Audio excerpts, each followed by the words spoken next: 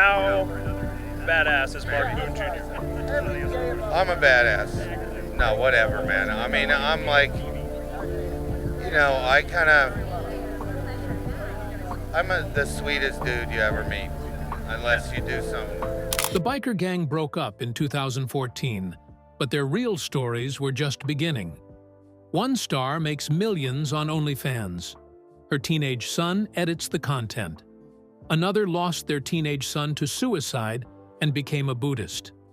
The show's biggest star turned down Marvel roles to produce crime documentaries. Some are worth millions. Others lost everything. After playing outlaws for 7 years, their real lives became stranger than anything writers could imagine.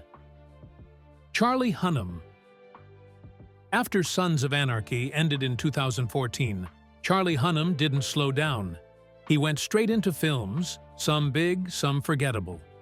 One of the biggest was The Gentleman, a crime comedy released in 2023. It made $115 million worldwide. He played the right-hand man to Matthew McConaughey's character.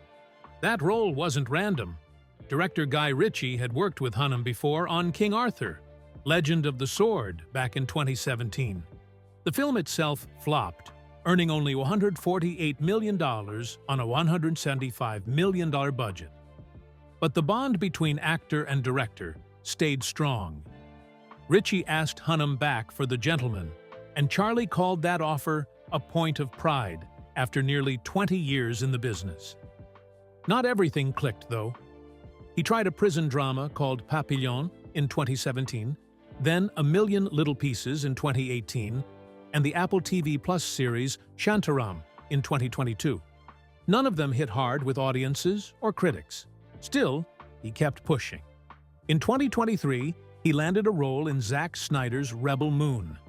Originally, Snyder offered him a smaller part, but Hunnam pitched himself as Kai, a fearless mercenary pilot, and got the part. The first film came out in December 2023, and the sequel followed in April 2024. Now, in 2025, Charlie is back on TV. He's starring in Amazon Prime Video's Criminal, based on a popular graphic novel. He plays a master thief named Leo Patterson and is also executive producing the show. That's a first for him. Off-screen, he's become more vocal about mental health. In May 2024, he joined the Talk Away the Dark campaign with Zack Snyder and the American Foundation for Suicide Prevention. He said his acting roles helped him understand emotional pain, and now he wants to use his platform to help others. Katey Sagal. Katey Sagal's life after Sons of Anarchy has taken many turns, but she's handled each one with style. When she played Gemma Teller-Morrow, she wasn't new to fame. Back in the 90s, she had played Peggy Bundy on Married, with children for 11 years. That role made her famous, but also stuck her in comedy. It was Sons of Anarchy that broke her out. She won a Golden Globe in 2011 for that role, and proved she could do serious drama too. After the show ended in 2014, she didn't slow down. She joined the cast of The Bastard Executioner in 2015, a show created by her husband, Kurt Sutter. Then she took a wild turn, playing Dr. Ingrid Jones on Shameless from 2017 to 2018. In 2018, she landed a role on The Connors, playing Louise, a musician, and Dan Connor's new love interest. She stayed with the show for years, showing a softer, funnier side again. But 2023 brought something new. She returned to the stage for the first time in decades. The musical was called The Gospel According to Heather. It was written by Paul Gordon, the same man who gave her one of her first music gigs when she was just starting out. She said it felt like coming full circle. Music was always a big part of her life. Before acting, she sang backup for stars like Bob Dylan, Etta James, and Bette Midler. She even released a solo album in 1994 and wrote songs for Sons of Anarchy. But her music dreams were nearly destroyed. She began drinking at 15 and using drugs to numb emotional pain. On a podcast in March 2025, she said addiction burned down her early music career. She's been sober for many years now, but only recently began talking openly about it. She said she wants people to stop hiding from their feelings and start facing them. Ron Pearlman. After Sons of Anarchy, Ron Pearlman didn't slow down. He didn't vanish or get stuck in typecast biker roles. Instead, he pushed forward with more energy than ever. By 2025, Pearlman was headlining Joe Baby, a gritty neo-noir thriller where he played a violent debt collector trapped in a $10 million real estate heist. The film, directed by Stephen Brand, premiered at the Beverly Hills Film Festival on May 2, 2024. It starred Harvey Keitel and Dayton Callie and was based on a novel by Drew Fine. Critics called Pearlman's performance electrifying. It showed his usual power, but with more depth, more pain. That same year, Pearlman launched his own production company, Wing and a Prayer Pictures. He teamed up with financiers Josh and Randy Crook to produce up to 3 films per year, each budgeted between $3 to $10 million. But these weren't just money plays. His goal was to create a home for artists he believed in, directors and writers who didn't fit into the Hollywood machine. He said he wanted to build a place where artists can do what they do best, create beautiful cinema. Pearlman was ready to produce, even direct, if the project called for it. He didn't walk away from voice work either. Fans still heard his signature growl in the Fallout game series, a job he's had since 1997. In 2023, he voiced Optimus Primal in Transformers: Rise of the Beasts, and his voice showed up again in Star Wars: Tales of the Jedi, making sure his legacy stayed strong in sci-fi and fantasy. Kim Coates. Kim Coates, who played Tig Traeger, had a different kind of rise. He almost didn't take the role at all. He thought Tig was too crazy, too psychotic. But now, years later, Coates is one of TV's most in-demand actors. In 2025, he returned in The Walking Dead, Dead City Season 2, not as a survivor, but as the villain. He plays Bruegel, a brutal gang leader ruling what's left of Manhattan. It's not just violence, though. Coates said the show's next chapter will be a socio-political parable. He's not just acting, he's shaping the character and story as an executive producer. In 2023, he shocked fans again, this time on Netflix. He played Brigham Young in American Primeval, a dark Western set during the Utah War of 1857. Directed by Peter Berg, the series was intense. Coates called it the hardest thing I've ever done. He stayed in character for weeks, endured brutal filming conditions, and still delivered a performance that stunned audiences. His Brigham Young was complex, a mix of religious fire and hidden pain. And just when people thought he'd stick to screen roles, Coates returned to the stage. In 2024, he performed live theater for the first time since 1990. Critics raved. It was proof he hadn't lost the spark that started it all. Outside work, Coates keeps things grounded. He married Diana Coates in 1984, and they're still together. They have 2 daughters, Kyla and Brenna. Brenna's an actress too, with roles in Coroner and Cage Fighter. Coates often credits his family for his success. He still feels tied to his roots in Canada. In 2017, the University of Saskatchewan awarded him an honorary Doctor of Letters. And he gives back, mentoring young actors, especially in Saskatchewan. He teaches workshops and says Sons of Anarchy was the perfect lesson in playing characters who live in the gray areas. Theo Rossi. After Sons of Anarchy ended in 2014, Theo Rossi didn't slow down. He had just played one of the show's most tortured characters, Juice, and instead of waiting around for his next role, he built something of his own. That same year, he launched a production company called Dos Dudes Pictures. A year later, in 2015, the company released its first film, Bad Hurt.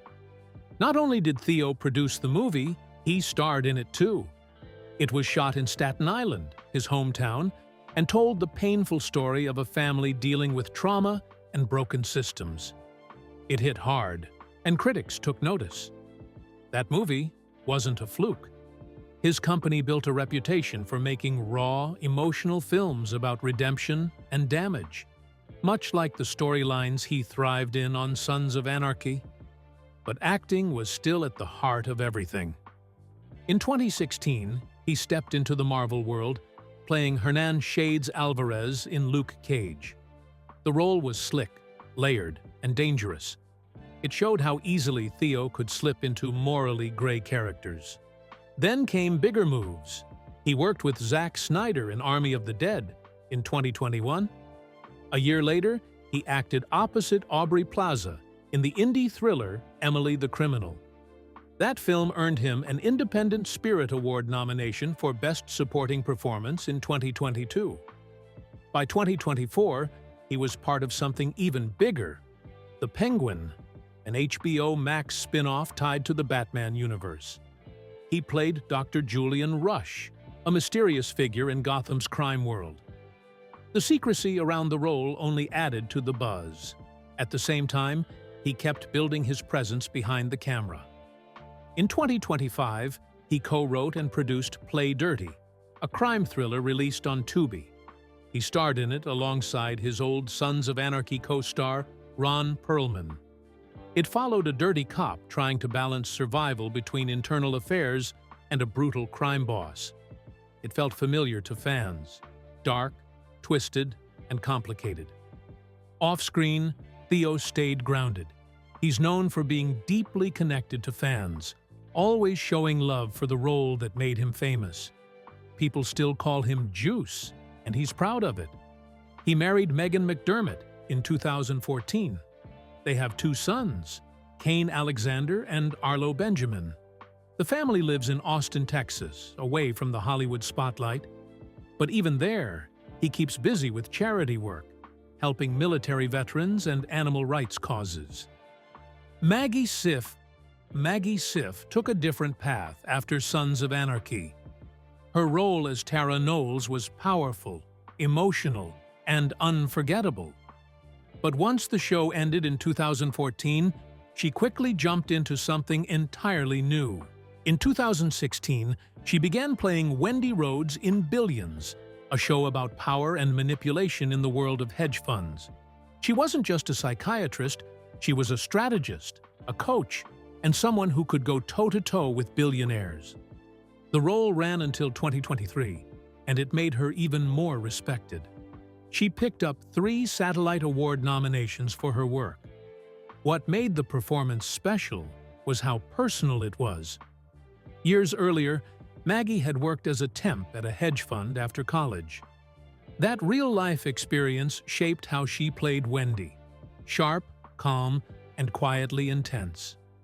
After Billions, she didn't just stick to TV. In 2025, she returned to the theater, starring in Creditors at the Minetta Lane Theater in New York. She played Tekla, a sculptor caught in a toxic love triangle. Critics loved the performance, comparing her character's strength to Tara's in Sons of Anarchy. She wasn't done. Around the same time, she started developing a limited series about the 2008 Wall Street collapse. She's not just acting in it, she's shaping the whole project. It makes sense.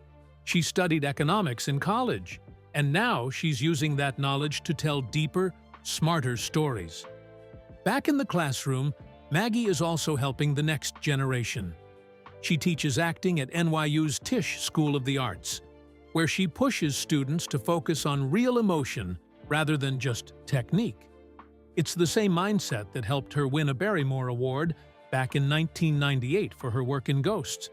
And now, in 2025, she's returned to TV again, this time in Law & Order. She plays Kate Norris, a character tied to one of the show's long-running detectives.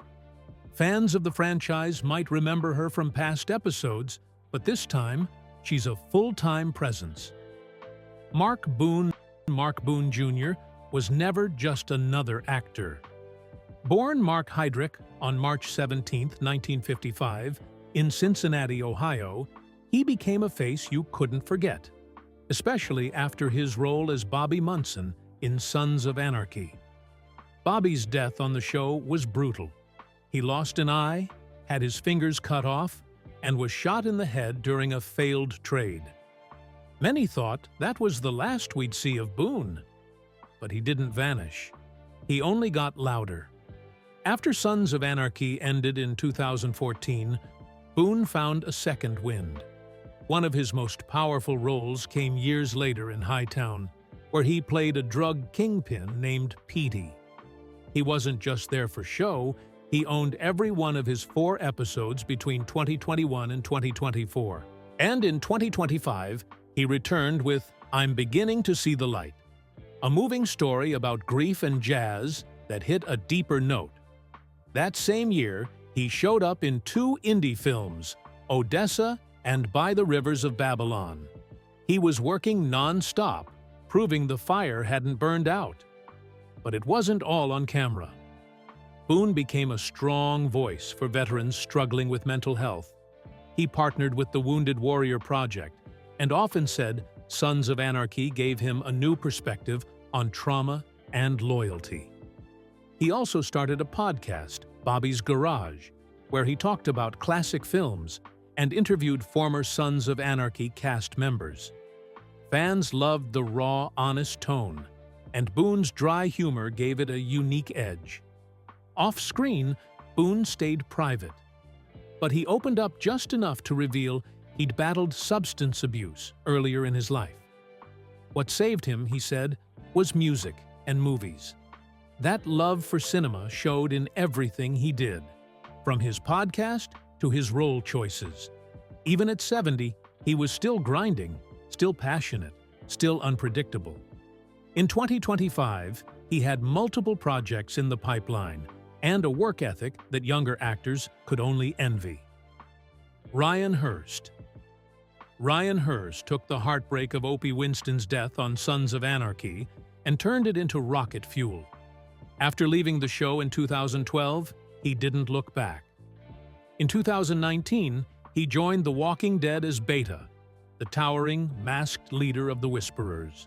Under all that makeup, he could barely see.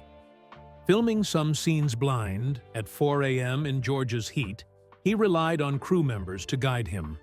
Still, he delivered a performance that fans will never forget.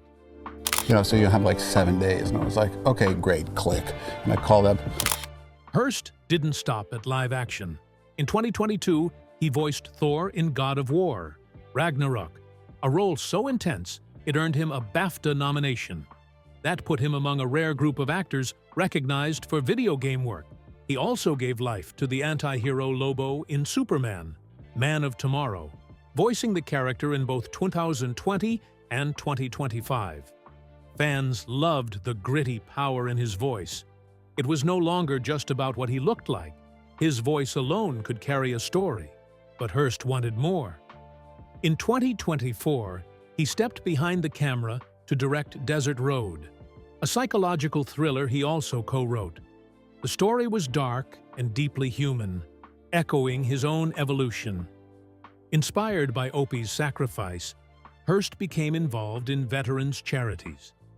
He often said his own family's military background kept him grounded and gave him a sense of duty beyond acting. His personal life is just as layered. He met Molly Cookson in high school. They married in 2005, founded a production company together, and reportedly have 2 children. But they keep things quiet. One major shift in his life came when he converted to Sikhism. He took the name Gobind Seva Singh, embracing a spiritual path focused on service and discipline.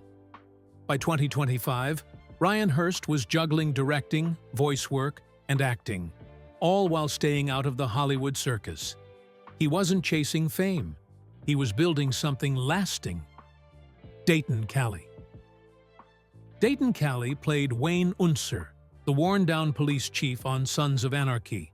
But Callie's story didn't stop when the credits rolled.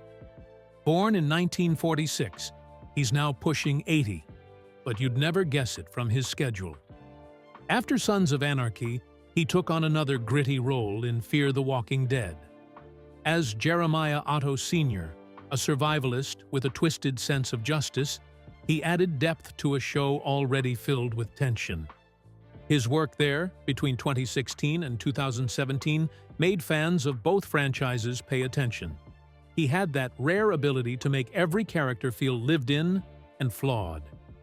In 2025, he took on Table 13, a dystopian indie film about loneliness and survival. The movie was small, but Callie's performance gave it weight. Off camera, he turned to writing. Under the name Charlie Utter, a nod to his character in Deadwood, he started publishing poetry. He also wrote a memoir, Charming Days, which pulled back the curtain on Sons of Anarchy and his friendship with Kurt Sutter. It wasn't sugar-coated. It was honest, emotional, and full of sharp detail. But Callie wasn't just reminiscing. He funded scholarships for young playwrights, helping new voices break into the industry. He believed storytelling mattered, and he put his money where his mouth was. His story is a rare one. He didn't need a blockbuster comeback or viral fame. He just kept working, creating, and giving back. Whether it's through a performance, a poem, or a student he helps from behind the scenes, Dayton Callie keeps leaving his mark. Drea de Matteo.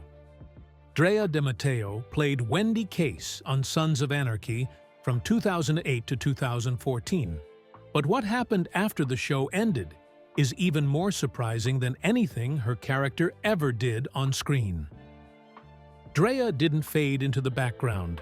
She stayed active in Hollywood, showing up again as Wendy in the Mayans MC series finale in 2023, and then appearing in Power Book 2, Ghost, in 2024.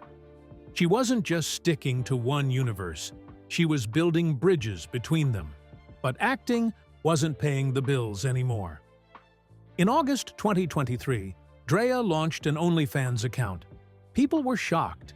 Even more shocking? Her 13-year-old son edits the content. Within 6 months, she was making around $2 million a year. This wasn't some desperate move, it was survival. She had been dropped by her agent and blacklisted by parts of the industry. Her refusal to take the COVID-19 vaccine had cost her roles, respect, and almost her home. She said Hollywood called her a savage for standing by her beliefs. Instead of backing down, she doubled down. She launched her own streetwear brand called Ultra Free. Inspired by her life growing up in Queens, New York, the brand stands for unity during political division. It's loud, rebellious, and unapologetically her. She handpicks items, offers bundles, and keeps everything rooted in creativity and self-expression. Drea's life hasn't been easy. In 2015, she lost the Manhattan apartment she'd lived in for 22 years when a gas explosion tore through the building. She also raised 2 kids as a single mother. Her ex, musician Shooter Jennings, was once her fiancé, but the relationship didn't last. Still, she pushed through, reinventing herself, standing up for what she believes in, and refusing to play by the rules. That's been her real legacy after Sons of Anarchy. Jimmy Smits. Jimmy Smits joined Sons of Anarchy in 2012 as Nero Padilla, a tough guy with a soft heart. Fans loved him. He wasn't just another biker. He brought a calm, grounded presence that stood out. His scenes with Katey Sagal and Charlie Hunnam added emotional depth to the show. But Jimmy's real story started when the show ended. In 2019, he returned to familiar territory, starring in Bluff City Law as Elijah Strait, a legendary civil rights lawyer. It felt like coming full circle. Jimmy got his big break back in the 1980s playing Victor Cifuentes on L.A. Law. Now he was back in the courtroom, but this time as the lead. The show tackled major civil rights battles in Memphis. But despite its strong message, Bluff City Law lasted just one season. Jimmy didn't stop there. In 2025, he shocked fans again. He returned as Miguel Prado in Dexter: Resurrection.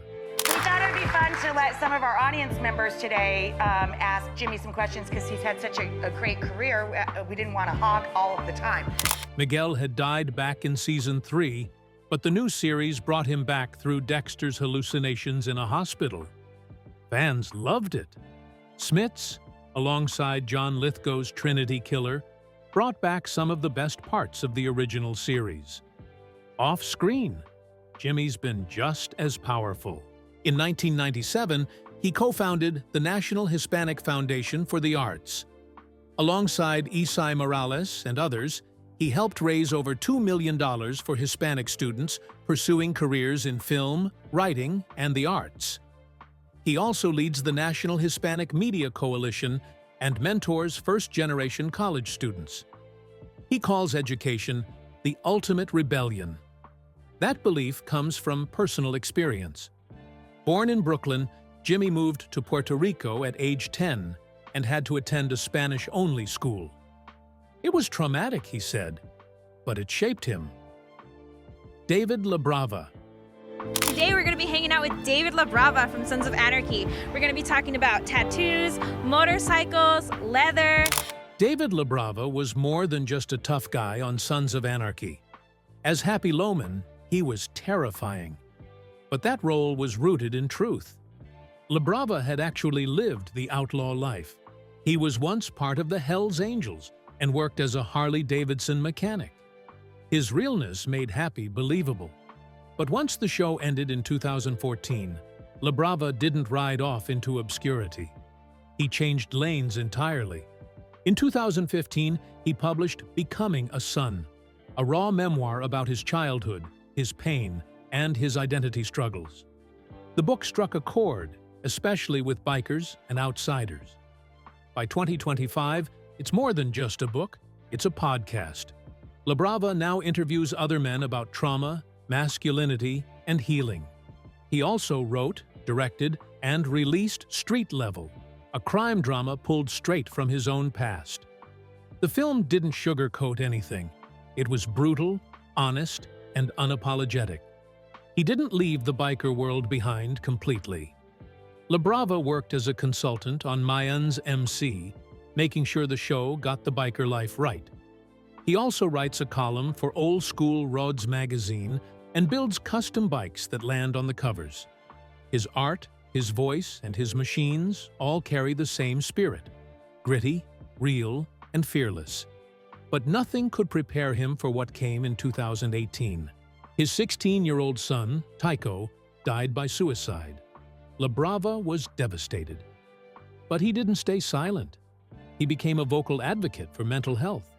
He begged parents to talk to their kids and to look for the quiet signs. His grief led him to Buddhism. Now, he talks about peace, presence, and healing. He doesn't hide his pain. He shares it. Nico Nicotera.